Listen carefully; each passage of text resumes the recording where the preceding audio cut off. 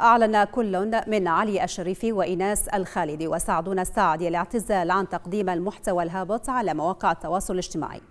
الشريفي والخالدي وسعدون قدموا الاعتذار للشعب العراقي فيما طالبوا المتابعين بحذف كل المقاطع الفيديوية السابقة.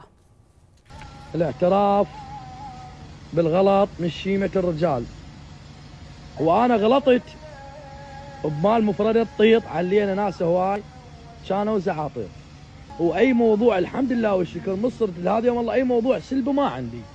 هذا الموضوع قديم بأربيل قبل 7 أشهر وطلع هسه بكاس الخليج، فاني اقدم اعتذاري واتمنى من جميع الاخوه اللي ناشرين مال الطيط خلي يمسحونها فدوى لعيونكم. تحياتي لكم. اما على الانستغرام كل صوري بعد هذا الستوري راح تنحذف. اما عن التيك توك كل مقاطع التيك توك هسه حتروحون على التيك توك وحتشوفون كل مقاطع التيك توك راح يتم حذفها. ايضا الحساب التيك توك مالتي راح اعرضه للبيع وراح احذف كل شي بيه. ايضا الانستغرام راح ينعرض للبيع وراح امسح كل شي بيه.